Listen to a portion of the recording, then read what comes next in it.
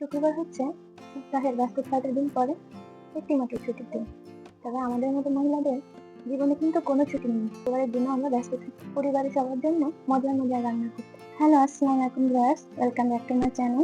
কেমন আছেন সবাই? আশা করছি ভালো আছেন। আমিও অনেক ভালো আছি। চলে আসলাম প্রতিদিনের মতো। আর আপনারা তো জানেন, আমি বলেছিলাম যে প্রতি শুক্রবারে আমি আপনাদের জন্য নতুন একটা রান্না নিয়ে আসবো। এত ভালো রান্না তো আমি পারি না, বা এত ইউনিক রান্নাও আমি পারি না। যতটুকু পারি, যা পারি সেটাই আপনাদের মধ্যে শেয়ার করে নিয়েছি। তো আজকে আমি কি রান্না করবো ক্যাপশন দেখে বুঝিয়ে গেছেন। আমি আজকে রান্না করব নিজস্ব পদ্ধতিতে গরুর মাংসের পাশাপাশি। নিজস্ব পদ্ধতি কেন বললাম? কারণ আমি এখানে নিজস্ব কায়দা কানুন একটু ব্যবহার করেছি। এখানে প্রথমে চুলায় প্যান বসিয়ে দিলাম, তারপরে সাদা তেলের সাথে কিছুটা ঘি মিক্স করে দিয়ে দিয়েছি। এরপর দিয়ে দিয়েছি কয়েকটা গরুর মাংস। এখন আপনারা জিজ্ঞাসা করতে পারেন, এত কম কেন? আমি আসলে আমার একার জন্যই রান্না করছি। প্রথম কেমন হবে জানি না, আমি পাশারিটা আসলে ট্রাই করিনি, অনেকে ট্রাই করেছে, তো এই জন্য বাসার রান্না কেউ খাবে না, তো আমি আমার জন্যই রান্না করছি। যদি মজা হয় তখন দেখা যাবে যে আমার এই অল্প তরকারি থেকেই সবাইকে ভাগ দিতে হচ্ছে, অন্য একদিন দেখে করে ট্রাই করবো। তো যাই হোক, আর আমরা হচ্ছে খুব ঝাল প্রেমী মানুষ। পাশারি যেহেতু ঝাল হয় না, তো এই জন্য আমি আমার নিজস্ব পদ্ধতি কিছুটা ব্যবহার করেছি। এখানে আমি ঘি আর সাদা তেল দিয়ে আর লবণ দিয়ে মাংসটা ভেজে নিয়েছি।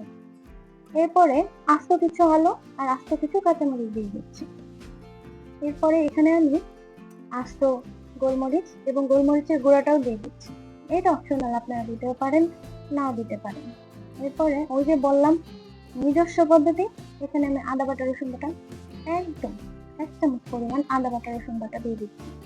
পানিও দিয়ে দিচ্ছি। এখানে আমি গরম পানি ব্যবহার করেছি, অবশ্যই গরম পানিটা ব্যবহার করবেন। আমার মনে হয় যে কোনো তরকারি রান্না করতে গেলে গরম পানিটা আসলে তরকারি স্বাদ বাড়িয়ে দেয়। তো আমার কাছে আস্ত টমেটো ছিল না, তাই আমি এখানে টমেটো সস ব্যবহার করছি। এখানে 3 চামচ পরিমাণ সস দিয়ে দিচ্ছি। এরপর এটাকে খুব সুন্দর করে নেড়ে নিব, তারপরে দমে বসিয়ে দেব। আমরা কিন্তু জানি যে গরুর মাংস রান্না করতে গেলে পানির পরিমাণটা বেশি দিতে হয়। আমি তো আগে যখন ছোট ছিলাম দেখতাম, গ্রামে যখন বেড়াতে যেতাম তখন দেখতাম গ্রামের নানি দাদিদের এক করে পানি দিয়ে দিয়েছে একেবারে গরুর মাংস সিদ্ধ হওয়ার জন্য। না হলে নাকি সিদ্ধই হবে না। হ্যাঁ, মাটির চুলায় রান্না করতে, তবে খেতে কিন্তু অনেক স্বাদ হতো। বিশ্বাস করেন, আমাদের এই গ্যাসের চুলার রান্না মাটির চুলার রান্নার সাথে কোনোভাবেই মিলবে না।